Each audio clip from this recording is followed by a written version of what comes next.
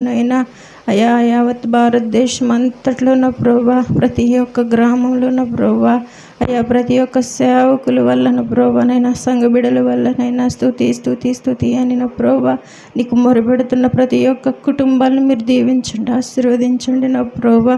అయా నాయన ఇదిగో నా ప్రభా, నాయన ఇప్పుడు నేను ఈ సమయాన్ని నీ దాసులు నిలబడిన ప్రభా, అయా నశించిపోతున్న మా కొరకు, మా అందరి కొరకు నా ప్రభా, అయా నీ జీవం కలిగిన మాటలు నా ప్రభా, అయా మాకు విత్తిచుండగా నా ప్రభా, అయా నైనా మంచి నీళ్ళను పడినైనా అవి ఫలించలాగా సహాయం దయచేనైనా. అయా నాయన బీడు బారిపోయిన మా హృదయాలు దొన్నండి నీ వాక్యం చేత నా ప్రభా. మాలో ఏ మంచి లేదు నాయన, నీ మాటలతోనైనా మా జీవితాలు సరి చేసుకోవడానికి సహాయం దయచే నా ప్రభా. మేమెంత మాత్రం నశించిపోవడం నీకు ఇష్టం లేదు నా ప్రభా. నీకు వందనాలు అయ్యా. అయ్యా నాయన ఇప్పుడు నాయన నీ సిలువ చాటున బిడ్డని నాయన మరుగుపరుచుకున్న ప్రభా, నోటికి బోరుగా ఉండిన ప్రభా, అయ్యా అది ప్రతి ఒక్క మాట నా కొరకు నేను ఆయనమే సరి చేసుకోవడానికి సహాయం దయచిన ప్రభా. అయ్యా మూసుకుపోయిన మా హృదయాలు తెరవండి నా తండ్రి ప్రభా. నైనా అయ్యా నాయన నువ్వు హృదయం అనే తలుపు యొద్ద నిలబడిన ప్రభా, అయ్యా నువ్వు చూస్తున్న దేవుడు నా ప్రభా. అయ్యా మేమైతే నా ప్రభా ఈ లోకాశల్లో లోక ఆడంబరాల్లో నైనా మేమైతే నా ప్రభా ఉండి నైనా నిన్ను పట్టించుకోలేకపోతున్నాను ప్రభా. దయతో మమ్మల్ని క్షమించండి నా ప్రభా.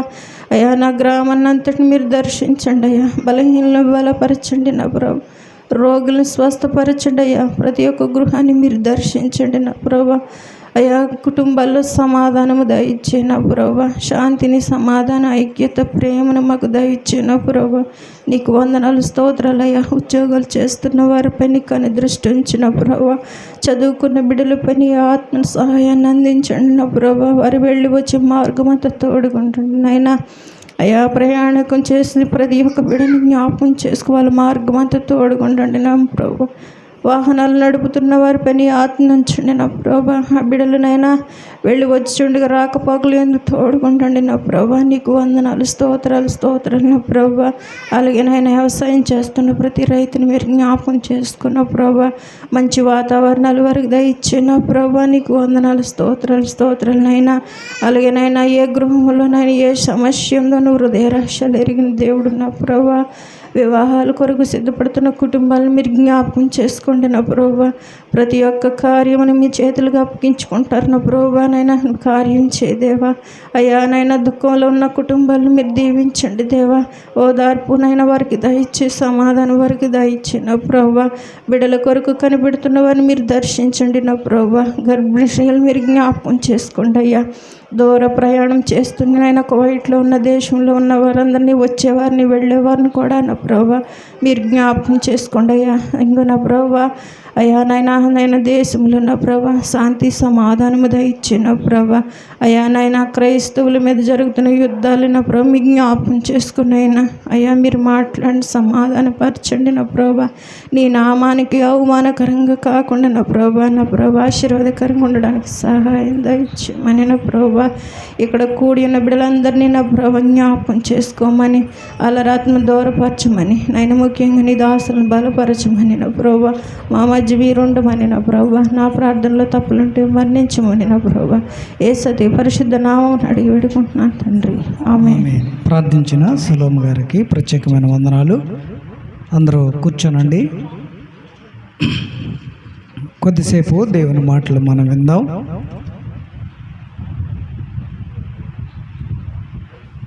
దేవుడు మనల్ని ప్రేమించి చక్కని తరుణాన్ని మనకిచ్చారు కాబట్టి మనం సద్వినియోగం చేసుకుందాం. ఎవరు ఈ సమయాన్ని పోగొట్టుకొనవద్దు. కాబట్టి శ్రద్ధగా దేవుని మాటలు వినండి. ఎవరు అటు ఇటు తిరగొద్దు. వేరే మనసుతో వాక్యం మీద నుండి మన మనసులో తొలగించుకొనకుండా దేవుడు మనతో ఏం మాట్లాడనన్నాడో మనం కనిపెడదాం. నేటి ధ్యానాంశం కొరకు 1 తెస్సలోనికైలకు రాసిన పత్రిక, అపోస్తలుడైనటువంటి పౌలు గారు తెస్సలోనిక సంఘానికి వ్రాసినటువంటి పత్రిక 2వ అధ్యాయం 4వ వచనాన్ని మనం చదువుకుందాం.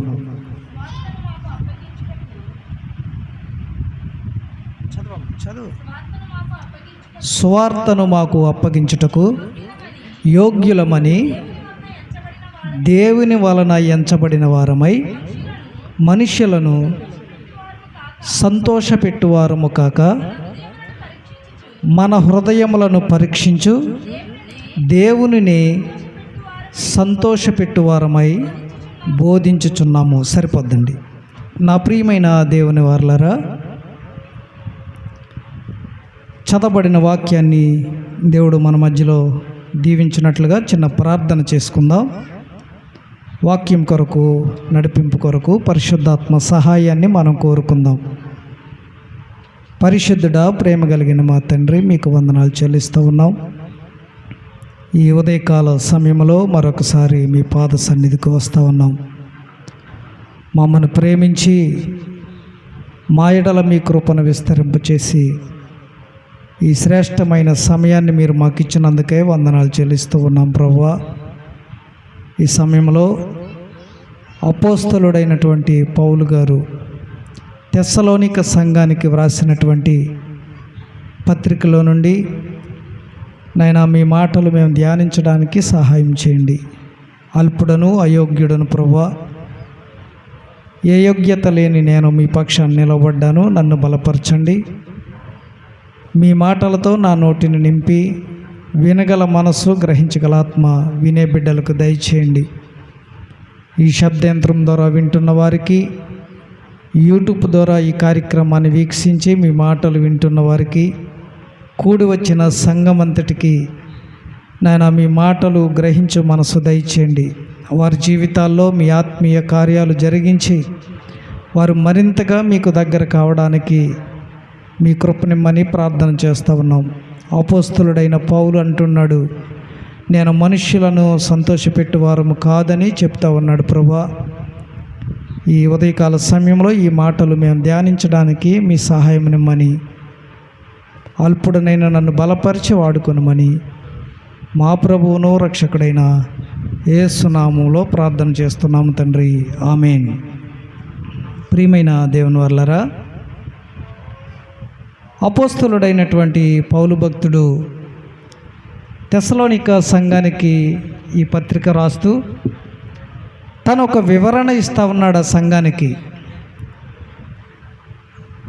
తాను ఎందుకు సువార్త ప్రకటిస్తూ ఉన్నాడో, సువార్తను ప్రకటించడానికి తనకున్నటువంటి అర్హత ఏమిటో, ఆ సువార్త తనకు ఎలా అప్పగించబడిందో, ఎవరి ద్వారా అప్పగించబడిందో ఆ విషయాలు మాట్లాడుతూ ఉన్నాడు. ఎందుకంటే పౌలు గారి యొక్క బోధలన్నీ కూడా చాలా ఖచ్చితత్వమైనటువంటి బోధలుగా మనం చూడగలం. ఎక్కడ రాజీ పడి బోధించినటువంటి పరిస్థితులు పౌలు గారి యొక్క సువార్తలలో మనకు కనిపించదు. వారెంతటి వారైనా నేను లెక్క చేయను అంటాడు గలతీ పత్రికలో. నాకెవరు బోధ నేర్పించలేదు, సువార్త పరిచర్య ఎలా చేయాలో నేను ఎవరి దగ్గర నేర్చుకోలేదు, కానీ నాకు ప్రభువే ఈ సువార్తను అప్పగించాడని గలతీ పత్రికలో మాట్లాడతాడు. కాబట్టి నా ప్రియమైన దేవుని వర్లరా, ఇక్కడ చదవబడిన వాక్యాన్ని మనం చూస్తే తనకు సువార్త ఎలా అప్పగించబడిందో, ఎవరి ద్వారా అప్పగించబడిందో, ఎందుకు నేను సువార్తను ప్రకటిస్తూ ఉన్నానో, ఎవరి మెప్పు కొరకు, ఎవరిని సంతోషపెట్టడం కొరకు, ఎవరిని ఆనందింపజేయడం కొరకు, ఏ ప్రతిఫలాన్ని ఆశించి నేను సువార్త ప్రకటిస్తున్నానో అన్న విషయాలు తెస్సలోనిక సంఘానికి చెప్తా ఉన్నాడు. ఈ తెస్సలోనిక సంఘానికి రాసినటువంటి 2 పత్రికలు మనం చూస్తే రెండవ రాకడను గురించినటువంటి విషయాలు ఈ పత్రికల్లో పౌలు గారు చెప్తాడు. పౌలు గారు రాసినటువంటి ఆ 13 పత్రికల్లో తెస్సలోనిక పత్రికలు చాలా ప్రాముఖ్యమైనవి. ఇవి బైబిల్ క్రమంలో కొంచెం వెనకబడి పెట్టినప్పటికీ ఆయన రాసినటువంటి పత్రికల్లో ఇంచుమించుగా మొదటి సువార్త దండయాత్ర సమయంలోనే ఈ పత్రికలు వ్రాసినట్టు మనం చూడగలం. కాబట్టి నా ప్రియమైన దేవుని వర్లారా, ఎన్నో సంవత్సరాలుగా క్రైస్తవులుగా మనం బ్రతుకుతూ ఉన్నాం. క్రీస్తు బిడ్డలమని మనం చెప్పుకుంటూ ఉన్నాం. మన భక్తిని చూసి ఈరోజు మనం ఒక ప్రశ్న వేసుకోవాలి. మన భక్తిని చూసి దేవుడు సంతోషిస్తూ ఉన్నాడా? మన భక్తిని చూసి, మన ప్రార్థనలను చూసి, మన విశ్వాసాన్ని చూసి దేవుడు సంతోషిస్తాడా అనే ప్రశ్న మనం వేసుకోవాలి. ఎందుకంటే మనం ఎవరిని సంతోషపరుస్తూ ఉన్నాం మన భక్తితో? దేవుడు మనకిచ్చినటువంటి తలాంతులతో ఎవరిని మెప్పించాలడానికి మనం ప్రయత్నాలు చేస్తూ ఉన్నాం. ఎందుకంటే నేటి దినాల్లో ఎలా అయిపోయిందంటే, సేవకుడు అంటే సంఘానికి సేవకుడు అయిపోయాడు కానీ దేవునికి సేవకుడుగా ఉండట్లేదు. దేవునికి మాత్రమే సేవకుడైతే సేవకుడు సంఘము ఎదుట నిర్మోహమాటంగా ప్రకటించగలడు ఏదైనా, ఎందుకంటే తన యజమానుడు దేవుడు కాబట్టి. కానీ నేటి దుస్థితి ఏంటంటే సంఘానికి సేవకులు అయిపోయారు, దేవునికి సేవకులుగా ఉండడంలో విఫలమైపోయారు. నేను కూడా అలాంటి వాడిని అనుకోండి. కాబట్టి పౌలు గారు ఈ విషయాలకి క్లారిటీ ఇస్తూ ఉన్నాడు. తెస్సలోనిక సంఘం ఏమనుకుంటుందంటే, ఈయనేదో బ్రతకలేక సేవకొచ్చాడు, బ్రతకలేక సువార్త ప్రకటిస్తున్నాడు, లేకపోతే ప్రత్యామ్నాయంగా ఏది చేసుకోవడానికి లేక ఇతను సువార్త ప్రకటిస్తున్నాడు, ధర్మశాస్త్రానికి వ్యతిరేకంగా ఏదేదో చెప్తా ఉన్నాడని తెస్సలోనిక సంఘంలో ఉన్నటువంటి ఆలోచన. అందుకని పౌలు గారు సొంతంగా ఏదో కల్పించి మనకు చెప్తా ఉన్నాడు, వీటిని పట్టించుకోవసరం లేదని వారు అనుకున్నప్పుడు పౌలు గారు తన యోగ్యత గురించి, పిల్లల్ని కంట్రోల్లో పెట్టుకోమ్మా, ఉన్నది నలుగురు, మీరు అటు ఇటు చూస్తే ఇంక మేము ఎవరికి చెప్పాం? స్తంభాలకు చెప్పుకోవాలి. ఒక మెసేజ్ సిద్ధపడతాక మాకు 15 రోజులు పడుతుంది. మిమ్మల్ని మెప్పించే బలం అయితే అప్పటికప్పుడు చెప్పేస్తాం ఏదో ఒకటి. మీరు కట్టుకున్న చీర గురించో లేకపోతే దేని గురించో చెప్పేయచ్చు, మీకు చక్కగా ఉంటుంది. కాబట్టి మనసులు ఇటు పెట్టండి, పిల్లల్ని పట్టించుకోకండి. మీరు వినకపోతే ఇంకా మేము ఎందుకు ఇక్కడ నిలబడ్డాం, అనవసరం కదా.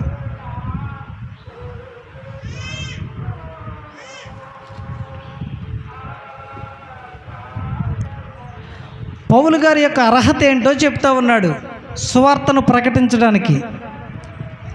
కాబట్టి ఇక్కడ అంటాడు, సువార్తను మాకు అప్పగించుటకు యోగ్యులమని దేవుని వలన ఎంచబడిన వారమై అంటాడు. ఈ వచనంలో చదువుకున్నటువంటి ఈ 4వ వచనంలో 3 విషయాలు చెప్తా ఉన్నాడు. మేము యోగ్యులుగా ఎంచబడ్డాం సువార్త ప్రకటించడానికి. మాకు మేముగా సువార్థికులం కాలేం. మాకు మేముగా సువార్థికులమైతే మా ఉన్నతి కోసమే బోధించుకుంటాం. మేము అన్నీ విడిచిపెట్టి, అందరినీ విడిచిపెట్టి, అందరితో త్రోసివేయబడి, అందరితో తిట్టించుకుంటూ, అందరితో అసహించుకుంటూ ఈ పని ఎందుకు చేస్తున్నాం తెలుసా? మీ మెప్పు పొందడానికి కాదు. పౌలు గారు అదే చెప్తా ఉన్నాడు. మీ మెప్పు కోసం కాదు, మీరు మార్కులు వేస్తారని కాదు. మాకు ఒక గురి ఉంది, మాకు ఒక లక్ష్యం ఉంది. ఆ గురిని మేము నమ్మాం. ఏమైనా దానిని చేరుకోవాలన్నటువంటి బాధ్యతతో మేము ఈ పని చేస్తున్నాం తప్ప మీ నుంచి లాభాన్ని ఆశించి కాదు. పౌలు గారు కూడా అదే మాటలు చెప్తా ఉన్నాడు. కాబట్టి ఇక్కడ అంటాడు, ఇక్కడ చాలామంది యొక్క ఉద్దేశం ఏంటంటే, వీళ్ళు ఏదో వచ్చేసారు సువార్త చెప్పడానికి, అక్కడక్కడ నేర్చుకుని యూట్యూబ్లోనే ఎక్కడో చూసేసి రాసేసుకుని మాకు చెప్పేస్తున్నారు, ఇవి నమ్మొద్దు, వీళ్ళ మాటలు వినొద్దు, వీళ్ళ సేవకులు కాదు అనేటువంటి ఒక ఆలోచన ప్రజల్లో ఉండిపోయింది. నాకు తెలిసి ఇక్కడ కూర్చున్న వారిలో కూడా అలాంటి ఆలోచనలు గలవారు ఉండవచ్చు. మీరు ఏ విధమైన ఆలోచనలు కలిగి ఉన్నా పౌలు గారు వాటన్నిటికీ తెస్సలోనికల సంఘంలో ఉన్నటువంటి ఆ పరిస్థితులకి సమాధానం చెప్తున్నాడు. సువార్తను మాకు అప్పగించుటకు యోగ్యులమని దేవుని వలన ఎంచబడ్డాం. మేము దేవుని వలన ఎంచబడ్డాం కాబట్టి ఎవరెన్ననుకున్నా సహిస్తూ ఉన్నాం. ఇప్పుడు ఈయనున్నారు రమేష్ అయ్య గారు, దుబాయ్లో ఆయనకి మంచి ఉద్యోగం, మీకు ఎవరికి తెలియదు. ఆయన కనుక దేవుడు దర్శించి ఆయనతో మాట్లాడి ఇండియాకి వెళ్ళిపో అని చెప్పకపోతే ఆయనకి 1,50,000 జీతం వచ్చేది. పనే ఉండదు, కౌంటర్లో కూర్చోవడమే, ఫోన్లు రిసీవ్ చేసుకోవడమే, వేరే పనేం లేదు. వదిలిపెట్టి ఇక్కడ మీతో చులకనగా ఎంచబడుతున్నాం మేము. నా పరిస్థితి ఏంటి తెలుసా? గొప్ప కోసం చెప్పట్లే. నేను 5 సంఘాలకి సహకాయ కాపురిగా ఉండేవాడిని అక్కడ. పొద్దున్న 6 గంటలకు ఒక సంఘం, 9 గంటలకు ఒక సంఘం, సాయంత్రం 5 గంటలకు ఒక సంఘానికి వెళ్ళేవాడిని. నేను 1 గంటకు సంఘం ఉండేది.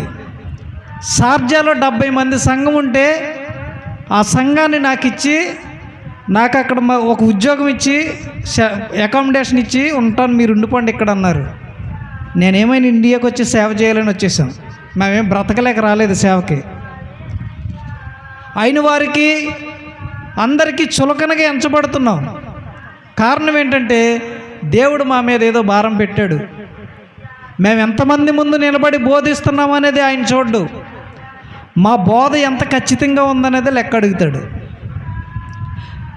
నీకు సువార్తను అప్పగించాను, నిన్ను సువార్త ప్రకటించమని పిలిచాను, నువ్వెవరిని సంతోషపెట్టావు?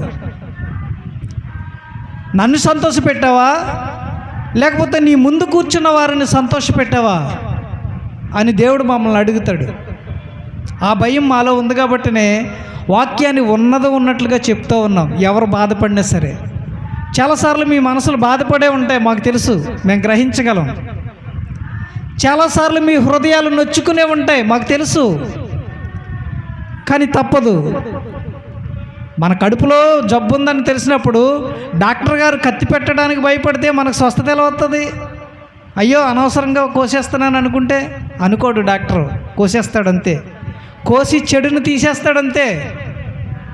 కాబట్టి మా గురి, మా ఉద్దేశం ఏంటంటే పౌలు గారు ఎలా అయితే మాట్లాడుతూ ఉన్నాడో, దేవుని చేత ఎంచబడిన వారమై దేవుడు మమ్మల్ని యోగ్యులుగా చేసి, మేము పనికి వాళ్ళని వారమే ఒకప్పుడు, మేము మీకంటే దౌర్భాగ్యులమే ఒకప్పుడు, కానీ దేవుడు మమ్మల్ని యోగ్యులుగా చేశాడు. తన సిలువ రక్తంతో మమ్మల్ని కడిగి మమ్మల్ని దర్శించి ఈ సువార్తను మాకు అప్పగించాడు. కాబట్టి ధైర్యంగా నిలబడగలిగి మాట్లాడగలుగుతూ ఉన్నాం.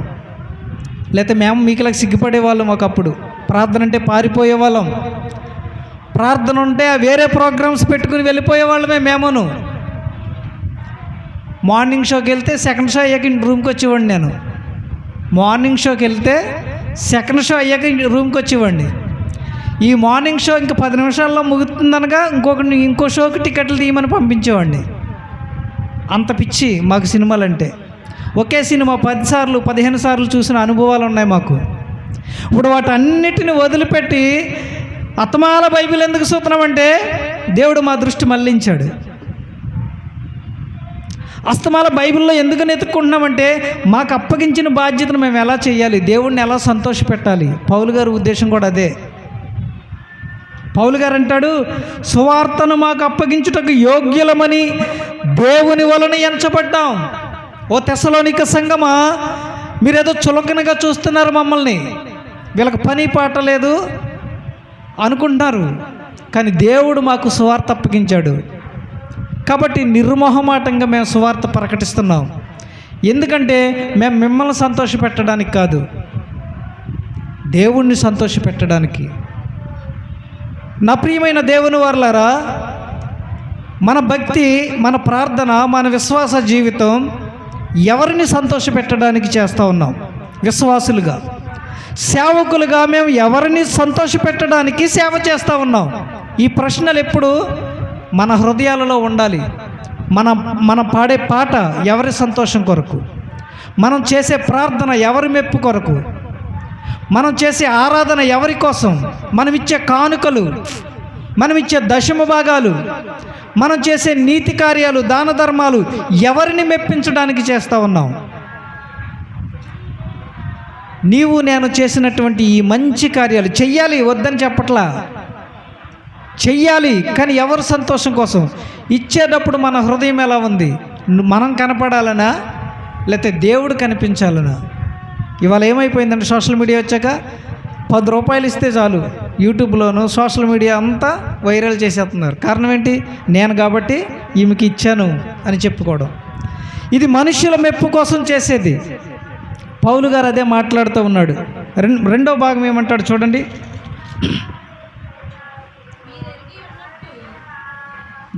అది కదమ్మా, అందులోనే రెండో భాగం. మనుష్యులను మనుష్యులను సంతోషపెట్టువారము గాక మన హృదయములను పరీక్షించు దేవుణ్ణి సంతోషపెట్టువారమై ఉంటాం.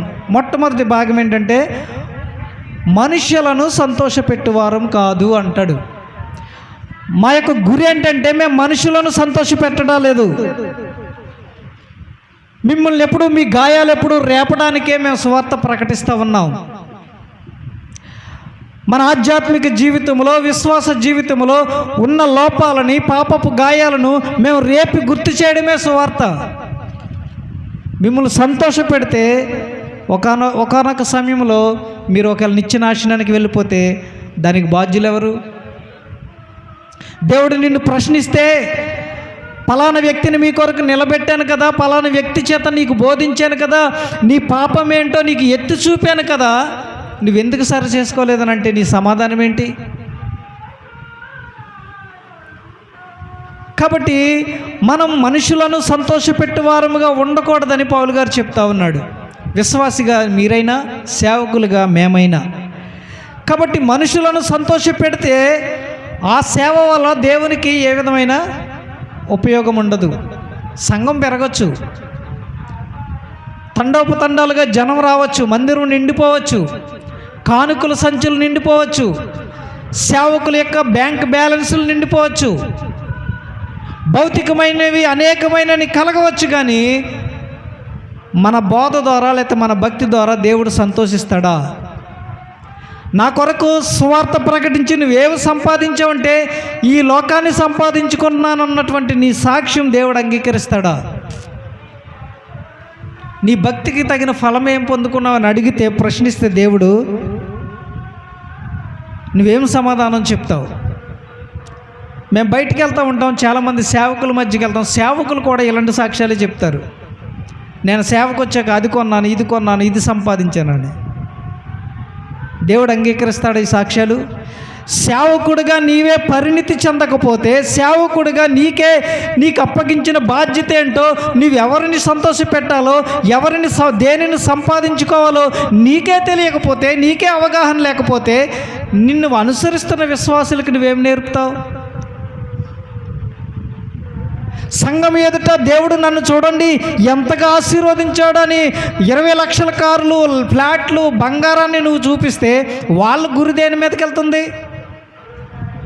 అంటే మిమ్మల్ని సంఘముగా సమకూర్చి మిమ్మల్ని బట్టి నేను ఏదో బ్రాస్లెట్లో చైన్లో వేసుకుని దేవుడు చూడమ్మా నన్ను దీవించాడంటే మీరేటి చూస్తారు?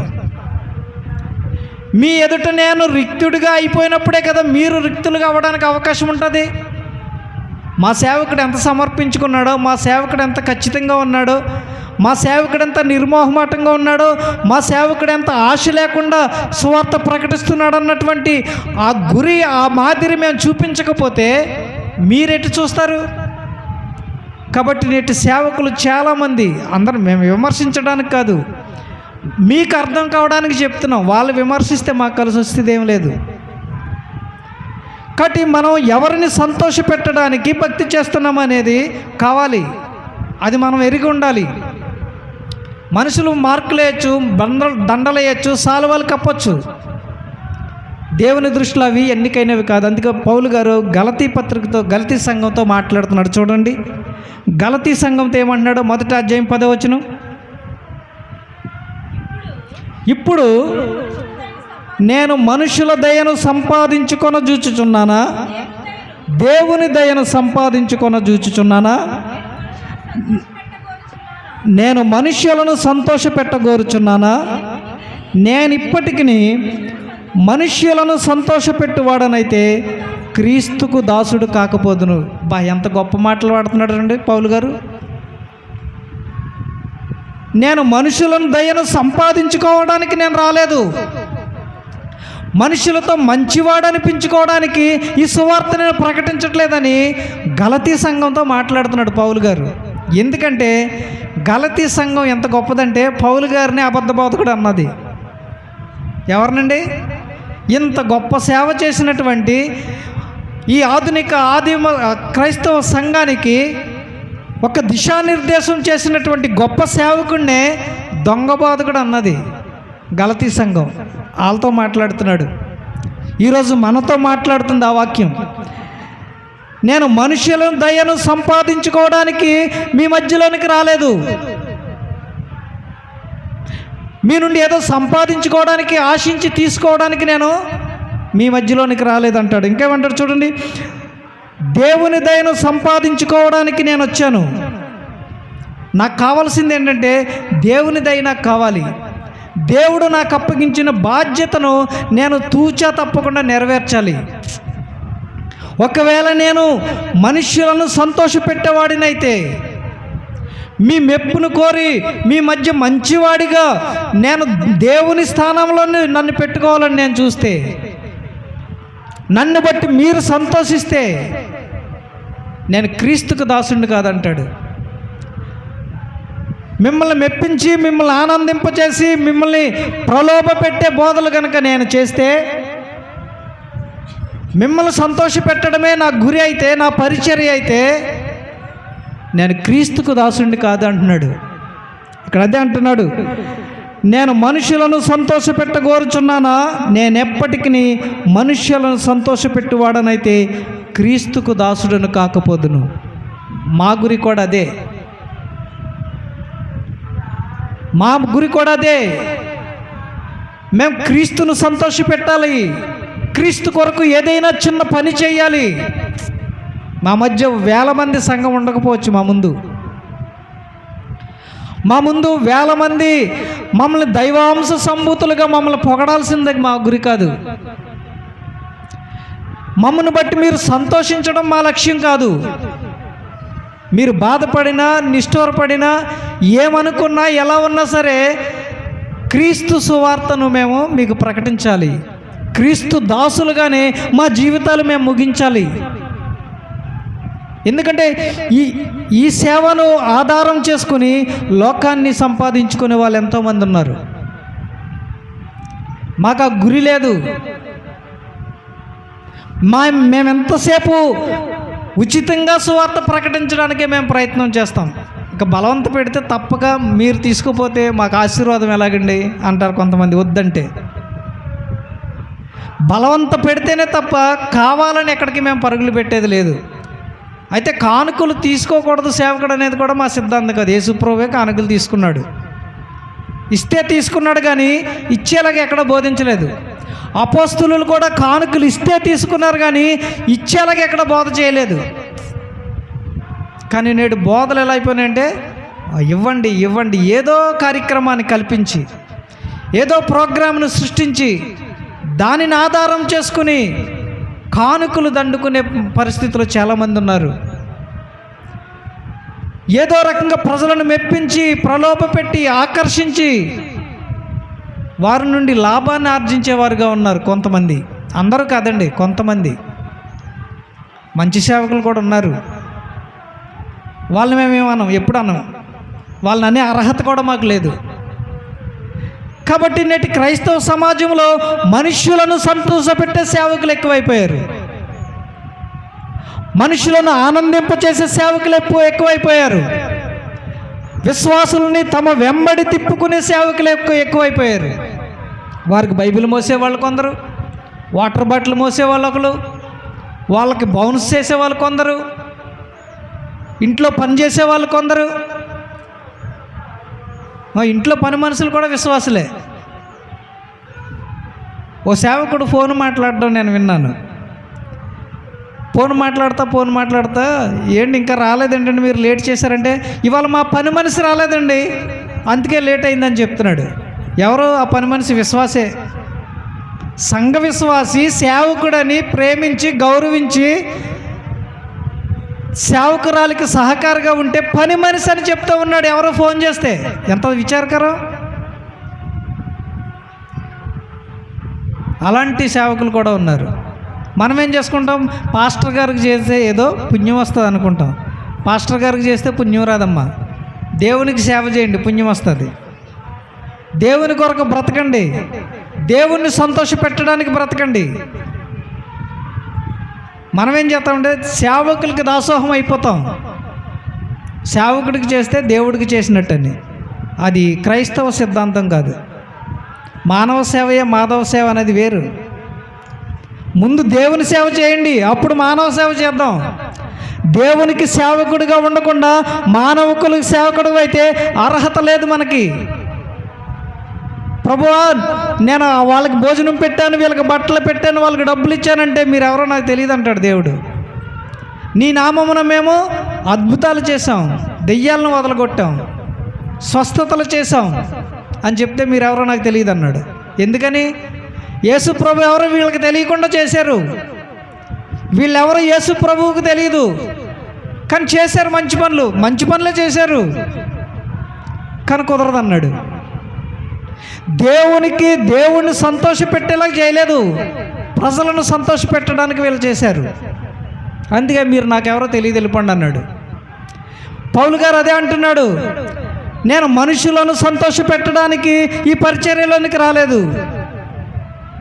నేను మనుషుల్నే కనుక సంతోషపెట్టి మనుషుల్ని ఆనందింపచేయడానికే కనుక సువార్తకు వస్తే నేను క్రీస్తుకు దాసుడిని కాదు అని అంటున్నాడు. కాబట్టి నా ప్రియమైన దేవుని వారలారా, ఏ సేవకుడైతే, ఏ విశ్వాస అయినా సరే దేవుని చిత్తానికి మనం ప్రాధాన్యతనివ్వాలి. దేవుని చిత్తానికి మనం ప్రాధాన్యతనివ్వకుండా మనం ఎన్ని మంచి పనులు చేసినా సరే అవి ఎన్నికలోనికి రావు.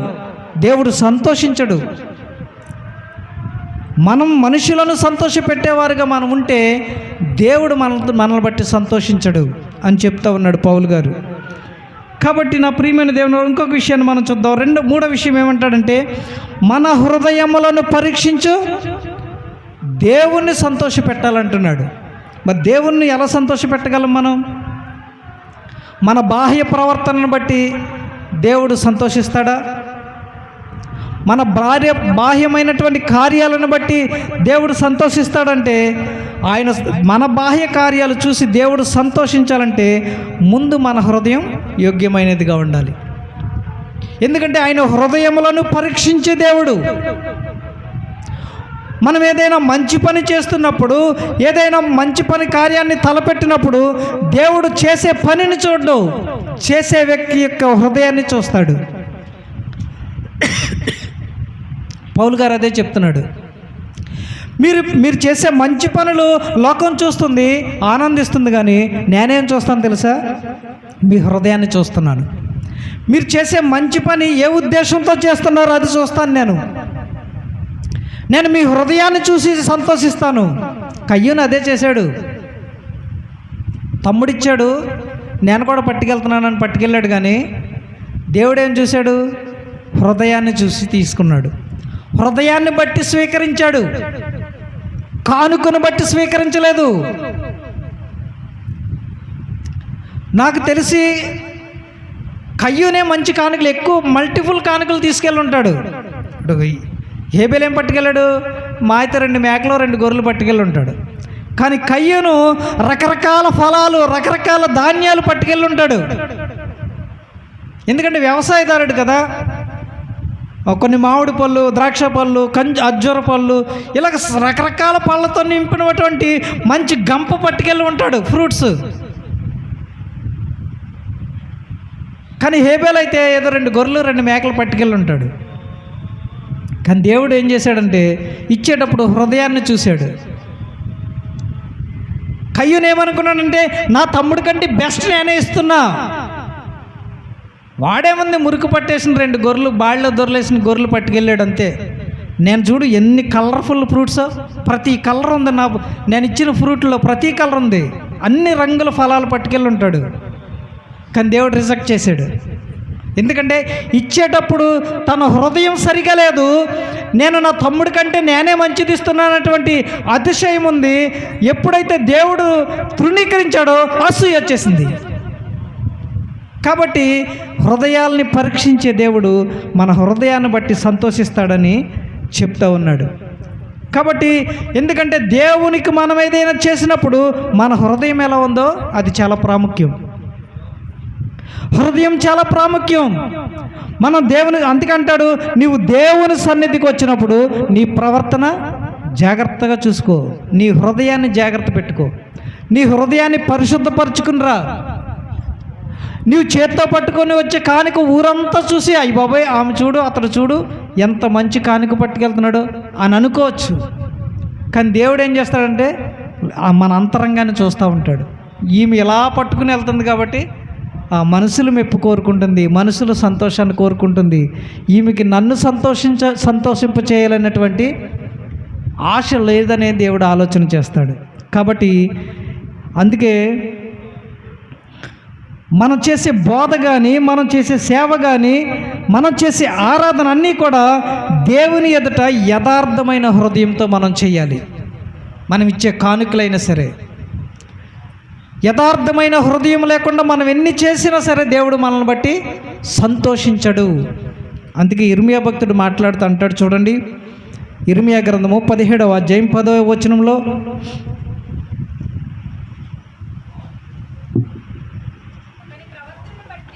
ఒకని ప్రవర్తనను బట్టి వాని క్రియల ఫలము చొప్పున ప్రతీకారము చేయుటకు యెహోవాను నేను హృదయమును పరిశోధించువాడను అంతరింద్రియములను పరీక్షించువాడని అంటున్నాడు.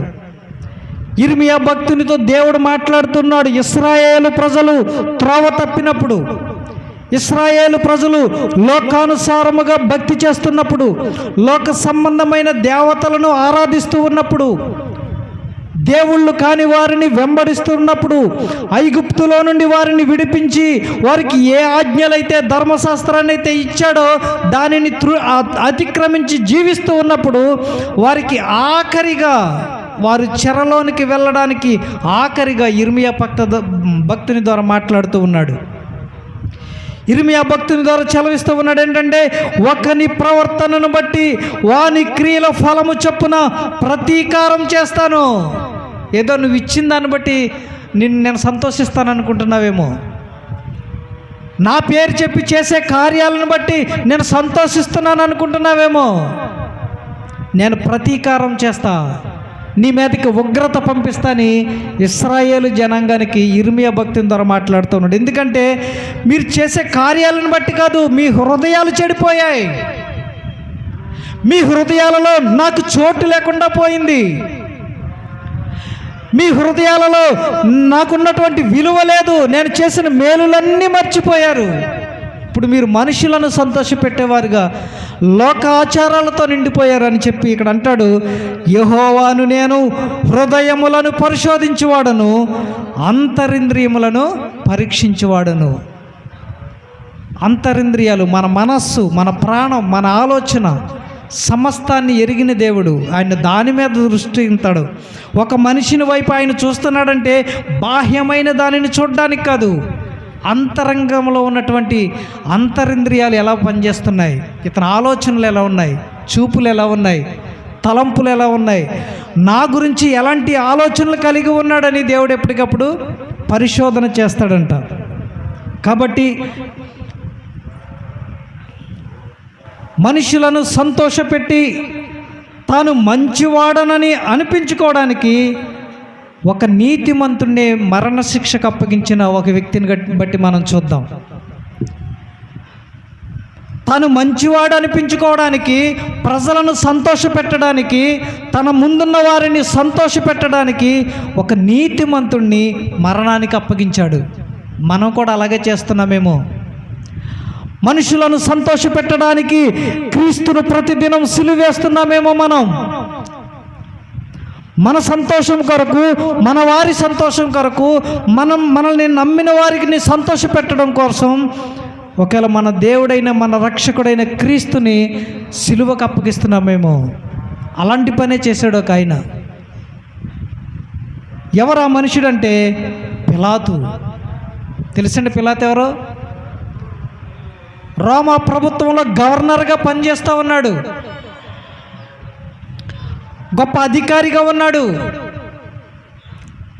కానీ ఒక నీతిమంతుడని తెలిసి కూడా మనుషులను సంతోషపెట్టడానికి సిలువకు అప్పగించాడు యేసుక్రీస్తు ప్రభుల వారిని. చదువుదాం ఒకసారి మార్కు సువార్త, మార్కు సువార్త 15:15. పిలాతు జన సమూహమును సంతోషపెట్టుటకు మనస్సు గలవాడై వారికి బరబ్బాను విడుదల చేసి యేసును కొరడాలతో కొట్టించి సిలువ వేయని అప్పగించెను. ఏం చేశాడంటే ఈ అధికారి, యూదులందరూ వచ్చారు, యూదుల మతాధికారులందరూ వచ్చారు, ధర్మశాస్త్రోపదేశకులు, ఆ ప్రధాన యాజకులు, యూదులందరూ గుమిగూడి పిలాతు యొక్క న్యాయపీఠం ఎదుట నిలబడి నీతిమంతుడైనటువంటి యేసుక్రీస్తు మీద తప్పులు మోపారు. ఇతన్ని సిలువ వేయండి కేకలు వేశారు. ఏ చేతులతో స్వస్థతనిచ్చాడో, ఏ చేతులతో 5 రొట్టెలు 2 చేపల్ని వేల మందికి ఆహారంగా పంచాడో, అనేక మందిని చనిపోయిన వారిని లేపాడో, ఏ పాపం లేకుండా జీవించినటువంటి పరిశుద్ధుని మీద నేరం మోపినప్పుడు ఇతడు నీతిమంతుడు అని తెలిసి కూడా తన ముందున్నటువంటి జనసమూహాన్ని సంతోషపెట్టడం కోసం యేసుక్రీస్తు వారిని మరణానికి అప్పగించాడు. ఏం చేయలేకపోయాడు. విడిపిస్తే యూదులతో వ్యతిరేకత వస్తుందేమో, యూదులు వ్యతిరేకిస్తే రోమా ప్రభుత్వాన్ని బట్టి నా అధికారం పోతుందేమో అని భయపడి ఒక నీతిమంతుణ్ణి, పరిశుద్ధుణ్ణి అప్పగించాడు. చూద్దామా, చూడండి. అతను సాక్ష్యం ఇస్తున్నాడు యేసుప్రభుని గురించి. యేసుప్రభుని గురించి మంచి సాక్ష్యం అయితే ఇవ్వగలిగాడు, కానీ యేసుక్రీస్తుని గురించి మంచి తీర్పు అయితే తీర్చగలిగాడు, కానీ విడిపించలేకపోయాడు. కారణం ఏంటంటే మనుషులను సంతోషపెట్టడమే ప్రాముఖ్యం అనుకున్నాడు. మనుషులు సంతోషిస్తే చాలు, నన్ను మంచివాడు అనుకుంటే సరిపోద్ది అని అనుకున్నాడు. చూడండి, యోహాను సువార్త 18వ అధ్యాయం 38వ వచనంలో యేసుక్రీస్తుని గురించి ఆయన ఇస్తున్న సాక్ష్యం ఉంది. ఆయన ఏం చెప్తున్నాడు? అందుకు పిలాతు, నీవు రాజువా అని ఆయనను అడుగగా, యేసు, నీవన్నట్టే నేను రాజునే, సత్యమును గూర్చి సాక్ష్యం ఇచ్చుటకు నేను పుట్టి తిని, ఇందు నిమిత్తమే. అమ్మ 38 చదివేది చదువమ్మా. అందుకు పిలాతు, సత్యమనగా ఏమిటి అని ఆయనతో చెప్పెను. అతడు ఈ మాట చెప్పి బయటనున్న యూదులకు యొద్దకు తిరిగి వెళ్ళి, అతని యందు ఏ దోషమును నాకు కనపడలేదు. సాక్ష్యం మంచిదా చెడ్డదా? సాక్ష్యం మంచిదా చెడ్డదా? పిలాతు అంటున్నాడు, ఓ యూదులారా, మీరు సిలువ వేయమని అప్పగించారు కదా యేసుని నాకు. అతన్ని నేను పరీక్షించాను, క్రాస్ ఎగ్జామిన్ చేశాను, ఇంట్రాగేషన్ చేశాను, అతనిలో నాకు ఏ దోషము కనపడలేదు. మరి కనపడలేనప్పుడు, నీకు అధికారం ఉన్నప్పుడు, విడిపించగలిగిన అధికారాలు నీకున్నప్పుడు ఎందుకు విడిపించలేకపోయాడు పిలాతు? అతని సాక్ష్యం ఏంటంటే ఆయనలో ఏ దోషము కనపడలేదు. మరి దోషం లేని వాడికి శిక్ష ఎలా వేస్తారండి? దోషం లేని వాడికి శిక్ష వేయచ్చా? వేయకూడదు. రోమా యొక్క అధికారం ప్రకారం నిర్దోషి ఎవరు శిక్షింపబడ్డానికి వీల్లేదు. అయినా సరే ఆయనలో ఏ దోషము లేదు అని చెప్పాడు ప్రజలతో.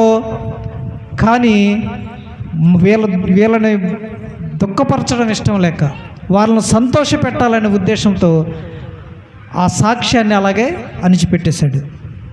రెండవది ఏం చెప్తాడు చూడండి, లూకా సువార్తలో మరొక సాక్ష్యం చెప్తూ ఉన్నాడు. ఇక్కడ పిలాతు మాట్లాడిన సాక్ష్యాలు ఇవి.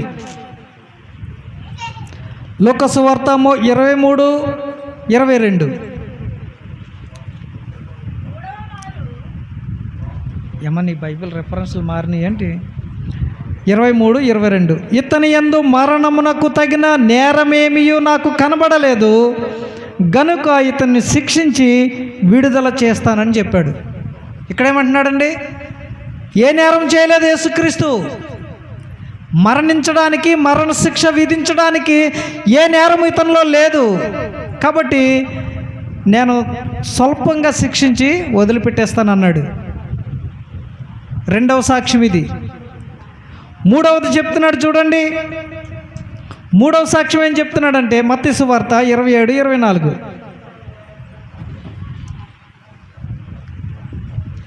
పిలాతు నీళ్లు తీసుకుని జనసమూహం ఎదుట చేతులు కడుక్కొని, ఈ నీతిమంతుని రక్తమును గూర్చి నేను నిరపరాధిని, మీరే చూచుకోండి. ఇక్కడేమంటున్నాడు? నీతిమంతుడు.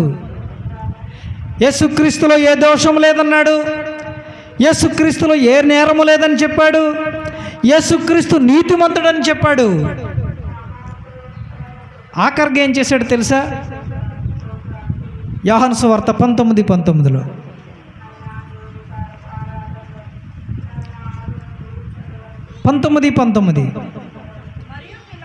మరియు పిలాతు యూదుల రాజైన నజరేయుడగు యేసు అను పై విలాసము రాయించి సిలువ మీద పెట్టాడు. అసలు యేసు మీద మోపింది, యేసుక్రీస్తు వారి మీద మోపిన నేరం ఏంటి తెలుసా? నేను యూదుల రాజునని చెప్పుకుంటున్నాడు. అదే నేరం. ఎందుకంటే రోమా ప్రభుత్వంలో ఏ వ్యక్తి నేను రాజునని ప్రకటించుకోకూడదు. మొదటి నేరం. అది మరణశిక్షకు తగిన నేరం. ఎందుకంటే రోమా ప్రభుత్వంలో రోమీలకు ఉన్నటువంటి రోమా చక్రవర్తి ఒక్కడే వారికి రాజు. రోమా చక్రవర్తి వాళ్ళకి దేవుడితో సమానం. కాబట్టి వేరొకరు ఎవరైనా రాజునని చెప్పుకుంటే మరణశిక్ష విధించడానికి తగినటువంటి నేరమే. కానీ ఇక్కడ ఏమంటున్నాడంటే పిలాతు ఏం చేయాలి? యూదుల రాజు అని చెప్పుకున్నాడు కాబట్టి నేను మరణానికి అప్పగించాలని చెప్పట్లే. ఆ తీర్పు ఇవ్వలే. అతడు నీతిమంతుడు, పరిశుద్ధుడు, ఏ నేరము చేయలేదు, ఏ దోషము లేదని సాక్ష్యం ఇచ్చి ఇప్పుడు ఏం చేశాడు తెలుసా? ప్రజలను సంతోషపెట్టడానికి మరణానికి అప్పగించాడు. అంతటితో వదిలేస్తే బాగానే ఉండేది. ఇప్పుడు సిలువ మీద ఏమని ప్రకటిస్తున్నాడు? ఈయన యూదుల రాజు అని ప్రకటిస్తూ ఉన్నాడు. ఒక గవర్నరు వేరొక వ్యక్తిని రోమా ప్రభుత్వంలో రాజుగా ప్రకటించే అధికారం లేదు. అలా ప్రకటిస్తే అతని ఉద్యోగం పోద్ది. తన పదవి పోతాదని తెలిసి కూడా యూదుల రాజని ప్రకటించాడు, కానీ నిర్దోషాన్ని విడుదల చేయలేకపోయాడు. కారణం ఏంటంటే మనుషులు సంతోషపడాలని కోరుకున్నాడు. యూదుల రాజని ప్రకటించాడు.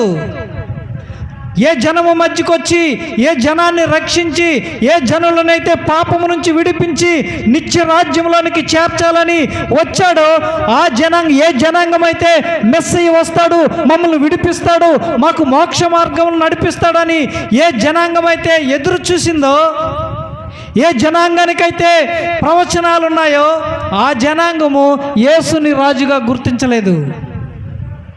కానీ పిలాతు గుర్తించాడు.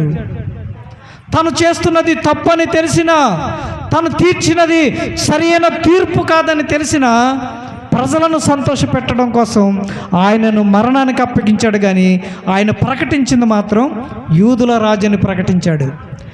తను ఏ జనాంగం కొరకైతే ఈ లోకానికి వచ్చాడో, ఏ మనుషులను విడిపించడానికైతే ఈ లోకానికి వచ్చాడో ఆ జనాంగము ఆయనను రాజుగా గుర్తించలేదు. కానీ పిలాతు మాత్రం రాజుగా గుర్తించాడు. నేడు క్రైస్తవులు కూడా అదే దౌర్భాగ్యమైన పరిస్థితుల్లో ఉండిపోయాం మనం. ఎవరినైతే యోగ్యులుగా ఎంచి లోకములో జ్ఞానము గలవారిని, బలము గలవారిని ధృవీకరించి అల్పులమైన మనల్ని పిలుచుకుని తన బిడ్డలుగా దత్తపుత్రులుగా స్వీకరిస్తే తన రక్తంతో మనల్ని కడిగి తన సంఘములో మనల్ని నిలబెట్టాడో మనం ఆయన్ని గుర్తించలేకపోతున్నాం. ఆయన్ని సంతోషింపచేయలేకపోతున్నాం. ఆయన సంతోషం కొరకు మనం భక్తి చేయలేకపోతున్నాం. ఆయన సంతోషం కొరకు ప్రార్థనలు చేయలేకపోతున్నాం. ఆయన సంతోషం కొరకు భక్తి జీవితాన్ని కొనసాగించలేకపోతున్నాం. కానీ మనుషులను సంతోషపెట్టడానికి, మనుషులను మెప్పించడానికి, మనుషులు ఎదుట భక్తి పరులమని, నీతిమంతులమని, అసలు సిసలైన క్రైస్తవులుగా, అసలు సిసలైన క్రైస్తవ బోధకులుగా మనం కనపడడానికి ప్రయత్నం చేస్తూ ఉన్నాం. దేవుడు సంతోషిస్తాడా? పిలాతు ఎలా అయితే ఆశించాడో తన ముందున్నటువంటి జన సమూహం సంతోషిస్తే సరిపోద్ది. ఈ నీతిమంతుడు ఏమైపోతే ఏముందిలే అనుకున్నాడేమో. నీతిమంతుడు అని తెలిసిన సిలువకు అప్పగించాం. మన దేవుడు పరిశుద్ధుడని తెలిసినా, ఆయన రోషము గలవాడని తెలిసినా, ఆయన తీర్పులోనికి తెస్తాడు, ఆయన ఉగ్రత మన మీదకు వస్తుందని తెలిసినా మనం ఇంకా ప్రజలను సంతోషపెట్టేవారుగానే ఉండిపోతున్నాం. అందుకే పౌలు గారు అంటాడు, నేను మనుషులను సంతోషపెట్టేవాడనైతే క్రీస్తుకు దాసుడిని కాదు. మేము మనుషులను సంతోషపెట్టే బోధలు కనుక మేము చేస్తే క్రీస్తు సేవకులం కాదు. మేము ఏ వ్యక్తి యొక్క ఆశలేమిటో, ఏ వ్యక్తి యొక్క అలవాట్లేంటో, ఏ వ్యక్తి యొక్క ఉద్దేశాలను జరిగి అందుకు తగినట్లుగా వారి ఎదుట మాట్లాడితే మేము క్రీస్తుకు దాసులం కాదు. ఇవాళ ఎలా మారిపోయిందంటే, ఈ వ్యక్తి ఎవరైనా వ్యక్తి మన ముందుకు వస్తే అతని బలహీనతలు ఏంటో తెలుసుకుంటున్నారు ముందు. ఒక జ్యోతిష్యుడు ఏం చేస్తాడు తెలుసు? చిలక ప్రశ్నుడు. వాడు ముందు కూర్చున్నప్పుడు ఖచ్చితంగా వాడు మనల్ని చూసి మన బలహీనతలు ఏంటో కనిపెట్టేస్తాడు. ఆ మన బలహీనతలను బట్టే వాడు మనకి చెప్పి ఎరవేసి మన లొంగ తీసుకుంటాడు. ఇవాళ క్రైస్తవ సమాజంలో అలాంటి పరిస్థితులు వచ్చేసాయి. చాలా విచారకరం. ఎదుటి వ్యక్తి యొక్క బలహీనతను బట్టి లొంగ తీసుకుని వారి చేత మంచివాడు అనిపించుకోవడం, మనుషులను సంతోషపెట్టడం. అందుకే పౌలు గారు కొరింథీ సంఘంలో చక్కని విషయాలు చెప్తాడు. చూడండి, చదవండి ఒకసారి. కొరింథీ సంఘంలో ఉన్నటువంటి వ్యక్తులకు కొన్ని విషయాలు చెప్తాడు. చూడండి, 1 కొరింథీ పత్రిక 7వ అధ్యాయం 32వ వచనం.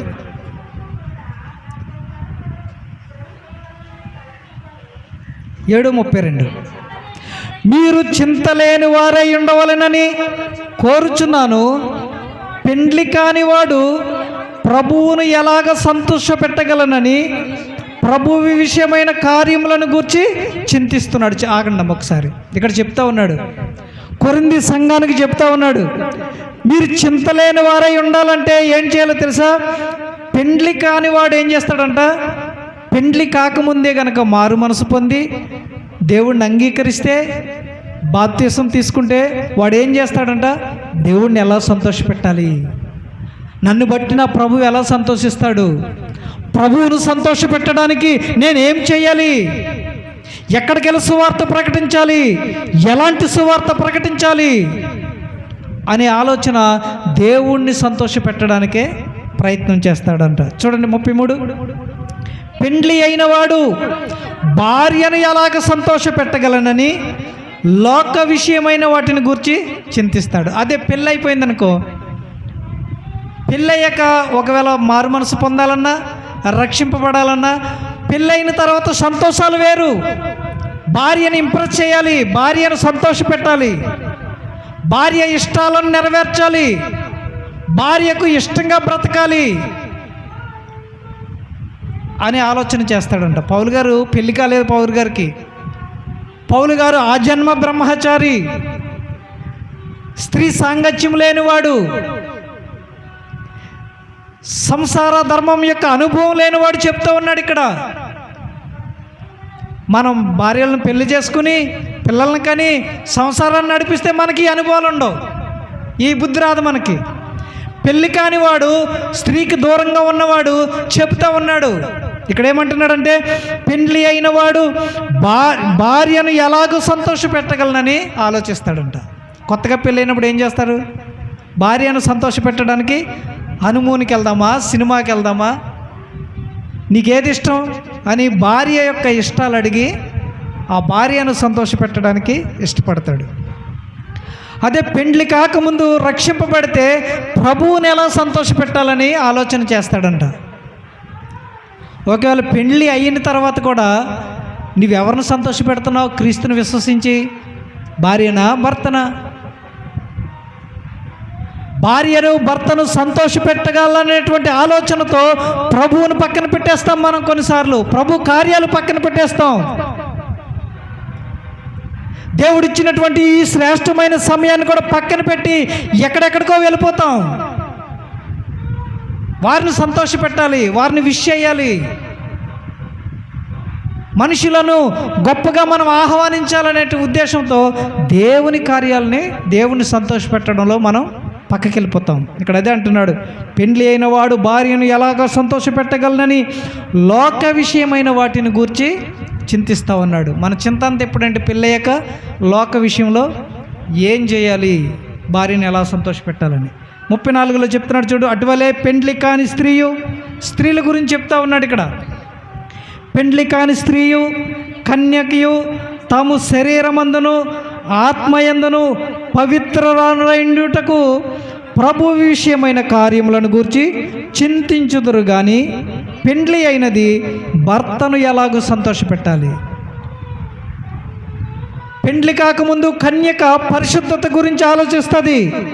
తన కన్యత్వాన్ని ఎలా పరిశుద్ధంగా కాపాడుకోవాలో, తన యవన జీవితాన్ని పరిశుద్ధంగా ప్రభువుకి ఎలా సమర్పించాలో ఆలోచన కలిగి ఉంటారంట పెళ్ళి కాని స్త్రీలు, యవన స్త్రీలు. అదే పెళ్ళి అయితే మనస్సు మారిపోతుంది, పెండ్లి అయితే ఆలోచన మారిపోతుంది, పెండ్లి అయితే ఉద్దేశాలు మారిపోతాయి. ఇక్కడ అదే అంటున్నాడు చూడండి. కానీ పెండ్లి అయినది భర్తను ఎలాగూ సంతోషపెట్టగలనని లోక విషయమైన వాటిని గురించి చింతిస్తుంది.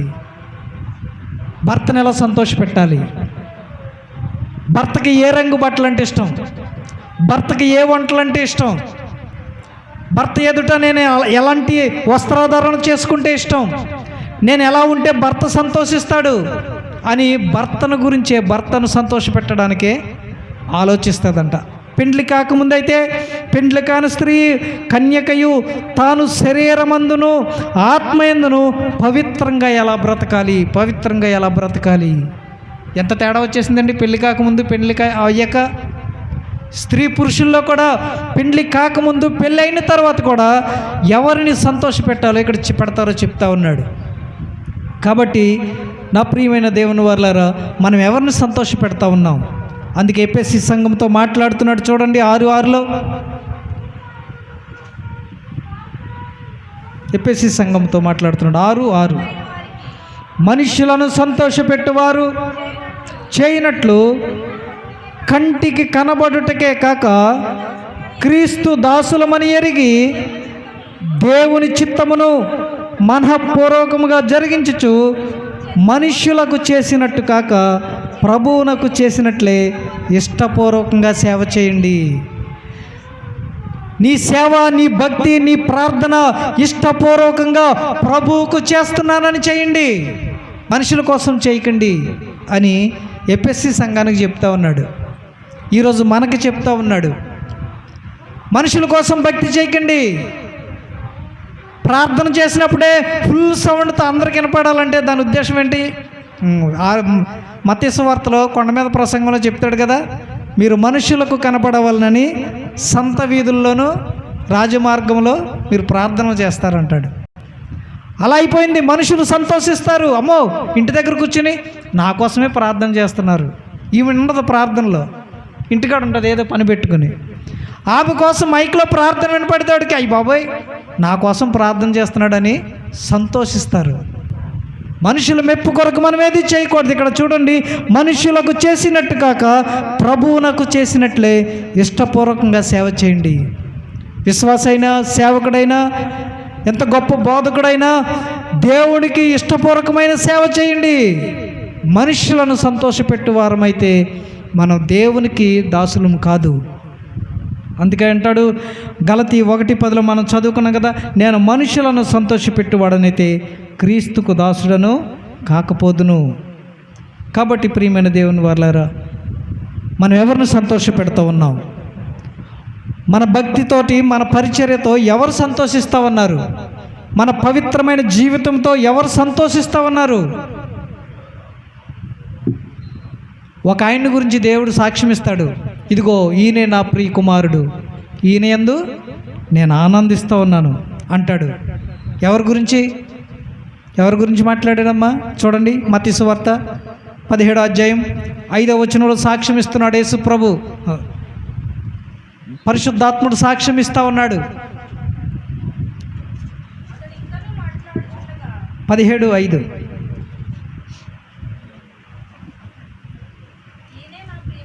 ఈయనే నా ప్రియ కుమారుడు, ఈయనందు నేను ఆనందించుచున్నాను, ఈయన మాట వినుడని ఒక శబ్దము ఆ మేఘములో నుండి పుట్టెను.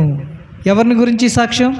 ఈ లోకములో దేవుణ్ణి సంతోషపెట్టిన వారు ఎవరైనా ఉన్నారంటే, దేవుడు ఒక మనిషిని బట్టి సంతోషించిన సందర్భం ఏదైనా ఉందంటే అది యేసుక్రీస్తు వారి జీవితం. యేసుక్రీస్తు వారి జీవితాన్ని బట్టే దేవుడు సంతోషించాడు. అందుకే ఆయన గురించి సాక్ష్యం ఇస్తున్నాడు. ఇదిగో ఈయనే